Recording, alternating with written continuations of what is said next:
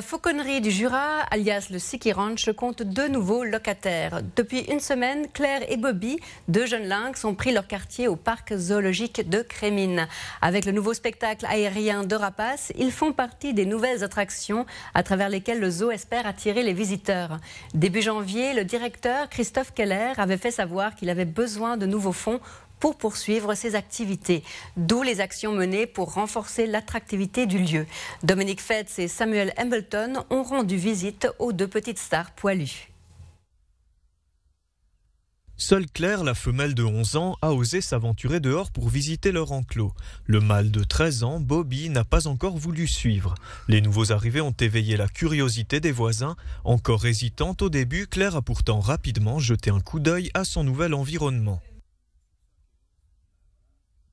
Confiant, donc c'est-à-dire qu'elle a l'air d'être à l'aise, on le voit, donc elle a un endroit, elle a déjà fait tout le tour de son domaine pour voir, elle va encore le faire.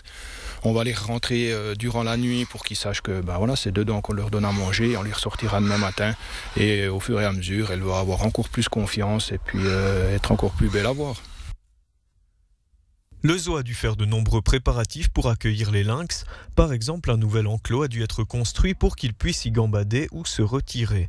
Beaucoup de viande est nécessaire pour leur alimentation quotidienne. Il faut aussi contrôler tous les jours qu'aucun autre lynx ne vienne les déranger. Claire et Bobby viennent du zoo de Sainte-Croix en France. Le Siki Ranch compte désormais 2 nouveaux pensionnaires vivant dans la forêt. L'idée, c'est qu'on va remettre, hormis la fauconnerie et les démonstrations de vol, donc tous les animaux, ou en tout cas la plupart de ce qu'on a dans nos forêts, donc régionales, et le lynx, bien sûr, donc on fait partie, et c'est un animal qui est extraordinaire à venir voir. Vous avez pu faire l'expérience, donc comme il est en captivité également, il cherche, il regarde, il est confiant, il est très doux, et c'est un animal fantastique à voir. En liberté, les lynx peuvent vivre jusqu'à 15 ans, mais en captivité, ils peuvent atteindre 20 ans. Les 2 lynx pourront encore se reproduire pendant 1 à 2 ans, selon leurs envies. Et dans la lancée de ce reportage, je vous propose de découvrir les grandes lignes du talk de Claudia Noira, qui reste dans la thématique en recevant le grand Manitou du Siki Ranch. Alors oui, on va rester dans la thématique puisqu'avec le propriétaire Christophe Keller, nous allons vraiment discuter en détail de ce que représente cette gestion de cette fauconnerie Siki Ranch et des projets d'avenir. Madame, monsieur, bienvenue à cet entretien du jour. Une mue qui coûte beaucoup, c'est celle qui est en train de vivre l'ancien Siki Ranch de Crémines, aujourd'hui devenu Fauconnerie Siki Ranch, repris en 2014 par Christophe Keller. Le parc zoologique a été transformé, un changement qui ne se fait pas sans heurts. Est-ce qu'il se fera sans malheur? Eh bien, pour le savoir, j'ai le plaisir d'accueillir Christophe Keller, le propriétaire du Siki Ranch ou de la fauconnerie Siki Ranch en l'occurrence. Bienvenue dans nos studios. Merci. Bien. Alors, je le disais, ce changement, il coûte parce qu'il a fallu totalement transformer ce que vous avez acheté en 2014. Vous êtes actuellement à la recherche d'au moins 300 000 francs. Ces 300 000 francs, si vous ne les avez pas, est-ce que le zoo est mort ?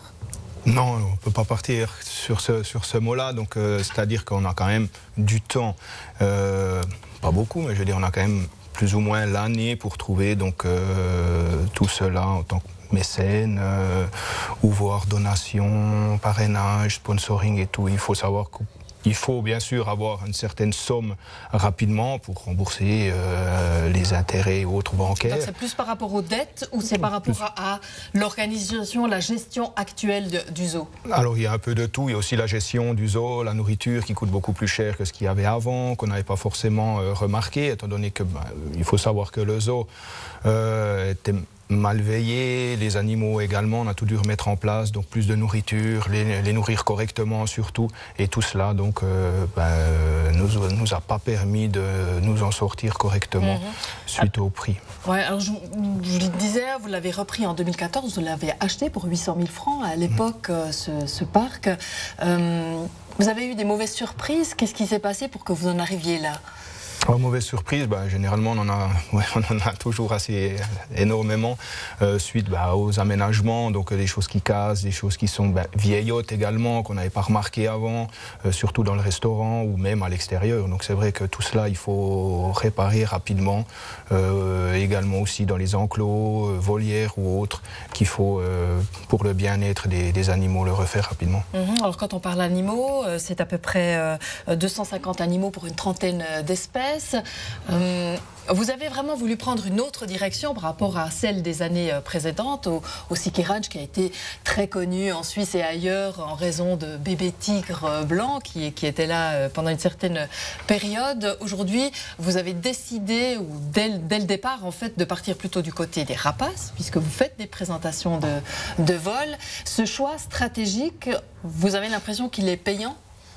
Alors oui, énormément, étant donné qu'on voit maintenant que les gens se déplacent pour voir la démonstration de vol, et je ne veux pas dire forcément le zoo, mais ils viennent d'abord voir ça et ensuite ils ont tout le temps de pouvoir aller voir les animaux qu'on a mis dans le parc. Donc des animaux de la région, étant donné que tout ce qui est singes, tigres et gros félins ou autres sont plutôt réservés pour les grands zoos, Bâle, Zurich ou autres. Par contre, nous, on va plutôt rester dans des animaux régionaux que généralement, un grand nombre de personnes ne voient très peu ou très rarement.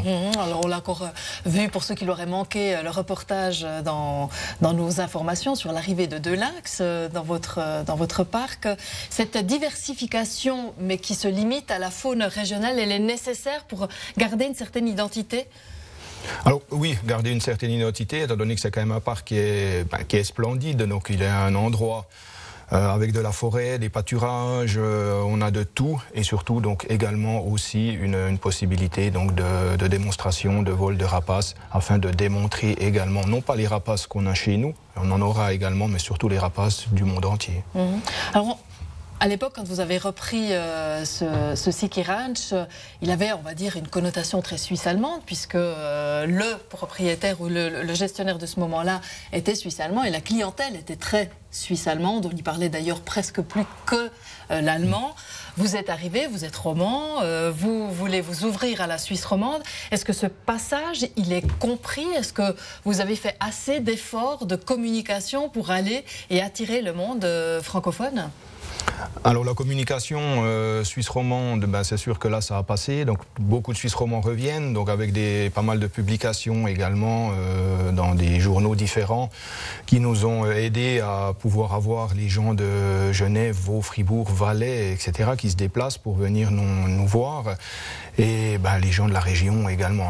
Peu moins les gens de la région, parce qu'il y en a beaucoup qui disent il n'existe plus, il est fermé, qu'est-ce qu'il y fait, il n'y a que des rapaces, etc. Malgré tout ce qu'on a pu mettre en place, encore des personnes ne savent pas ce qu'on est en train de mettre en place sur le zoo. Et par contre, la Suisse allemande, on essaye aussi, mais bien sûr, publication et autres, c'est très onéreux. Par rapport à cela, on est en train de mettre en place également pour ne pas perdre la clientèle suisse-allemande aussi. Donc on va travailler pour une visite suisse, bien sûr. Alors vous êtes une petite entreprise, vous êtes une équipe de 5 personnes actuellement occupées à la fauconnerie Siki Ranch. Qu'est-ce que vous allez pouvoir mettre en place ou quelles sont vos idées pour aller maintenant récolter cet argent, trouver cet argent? Est-ce que vous allez proposer des choses très particulières? Alors on a beaucoup de choses très particulières, mais après sur là c'est pour faire venir le public. Et style la maison découverte, une nuit atypique au zoo, donc on peut dormir dans une maison à côté des loups, des cerfs. On va en construire aussi bien une à deuxième. Côté et pas avec, on est d'accord. Voilà, tout à fait. On va en construire éventuellement aussi une parce qu'on va modifier l'enclos des loups, donc en étant bien plus grand que ce qu'on a maintenant. Et il est vrai que des démonstrations de vol le matin, l'après-midi également pour le tout public. Alors qu'avant on n'en avait qu'une l'après-midi, on va en rajouter une le matin. Diverses choses qu'on va mettre en place, l'arrivée de marmottes, l'arrivée de nouvel enclos pour le bouquetin également, qui est un tout petit peu trop petit. Les perroquets vont aussi être déménagés. Voilà, un grand aménagement qu'il y aura à faire. Mais bien sûr, avant tout cela, il faut trouver l'argent nécessaire en investissement pour pouvoir construire toutes ces... Vous comptez le trouver où en fait? Auprès des entreprises, des instances publiques? Qu'est-ce que vous cherchez? Alors là, on va le trouver dans donc sous certains parrainages éventuellement, ou sinon après, ça sera au moment où on s'en sera sorti aussi, question donc de tout ce qui est à payer les anciens créanciers par rapport à la nourriture, comme on disait, donc l'argent qu'on recherche, soit sous un nouveau fonds, ou alors justement de mécènes, autres qui seraient, tout d'un coup, on ne sait pas, quand quelqu'un qui a le cœur sur le Siki Ranch et puis qui nous dit, voilà, nous on veut aider et puis on veut modeler. Il faut savoir qu'aucun zoo ne peut vivre, en tout cas là maintenant, comme pour nous, de ses propres visites pour pouvoir faire tourner le zoo. D'ici 2 ans, oui, mais avant, il faut faire revenir le monde. Et maintenant, on est obligé de trouver cet argent pour pouvoir continuer. Est-ce qu'il y a déjà des initiatives qui sont là? Est-ce qu'il y a déjà des gens qui ont répondu à votre appel depuis le début de l'année? Alors oui, beaucoup de personnes donc dans le niveau privé, c'est-à-dire les personnes donnent de leur porte-monnaie quelques centaines de francs. Bien sûr, ça fait très plaisir, c'est toujours pas assez. Et en plus de ça, là, on a l'école supérieure de commerce donc de Delémont qui, tous les élèves, sont en train de mettre en place des ventes de chocolat, pour ne pas citer, donc Ami Bloc, sous le nom de Ragusa, à l'effigie donc du zoo, pour pouvoir donc gagner un petit peu d'argent. Et surtout, aussi également, ils sont en train de mettre en place donc de la vente de mètres carrés du parc, fictif bien sûr, et puis avec cela on pourra leur donner, la personne qui veut prendre 1 mètre carré de loup par exemple à un certain prix, ça c'est eux qui vont gérer, et bien ensuite ils auront peut-être la possibilité de venir donner à manger au loup et puis de voir comment est-ce qu'on peut gérer cela, quoi. En tout cas, Monsieur Keller, on vous souhaite d'avoir du succès dans cette récolte de fonds et surtout de proposer de beaux envols de rapaces à tout votre public. Merci d'être venu. Merci à vous. Voilà, c'en est tout pour cet entretien du jour. Merci de l'avoir suivi et à mercredi prochain.